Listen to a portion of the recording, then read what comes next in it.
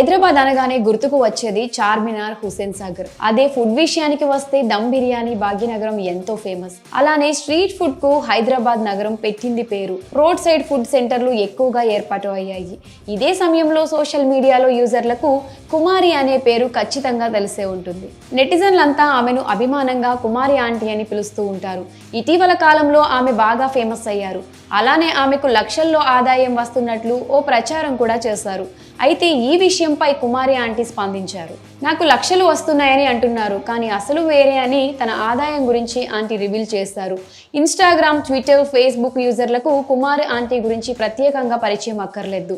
ఆమె చేతి వంటకు హైదరాబాద్లో చాలా మంది ఫ్యాన్స్ ఉన్నారు.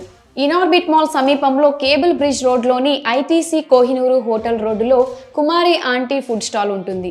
ఆవిడ సోషల్ మీడియాలో ఫేమస్. గత కొన్ని రోజులుగా మీమర్స్ పుణ్యమా అని మరింత వైరల్ అవుతుంది. మధ్యాహ్నం గడియారంలో 12 గంటలు కొట్టగానే అక్కడికి జనాలు గుమిగూడుతారు.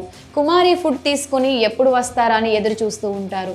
ఆమె దగ్గర వెజ్, నాన్ వెజ్ 2 రకాల ఫుడ్స్ కూడా ఉంటాయి. అయితే వెజ్కు అంటే కూడా నాన్ వెజ్కు చాలా మంచి డిమాండ్ ఉంటుంది. ఎంత అంటే మధ్యాహ్నం 2 గంటలు అయ్యేసరికి అక్కడ నాన్ వెజ్ కూరలు సగానికి సగం అయిపోతాయి.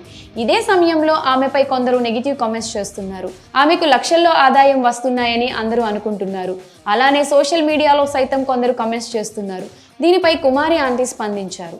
తనకు లక్షలు వస్తున్నాయని అందరూ అంటున్నారు, కానీ అందులో వాస్తవం లేదని ఆంటీ ఓ మీడియాతో మాట్లాడే సందర్భంలో తెలిపారు.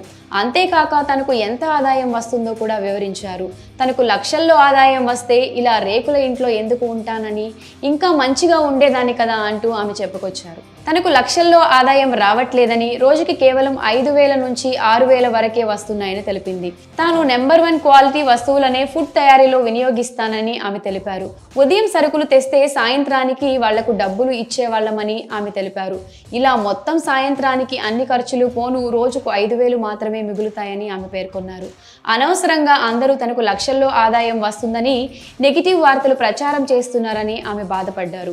ఈ ట్రోలింగ్ నెగిటివిటీని పక్కన పెడితే ఆవిడను ఒక విషయంలో మాత్రం మెచ్చుకోవాల్సిందే. ఎందుకంటే ఒక మహిళ తన కుటుంబ సహకారంతో ఇలాంటి ఒక వ్యాపారం ప్రారంభించడమే కాకుండా అందులో విజయం కూడా సాధించారు. జీవితంలో ఇది నిజంగా ఆవిడ సాధించిన సక్సెస్ అనే చెప్పాలి. ఈ విషయం తెలిసిన తర్వాత నెటిజన్స్ కూడా కుమారి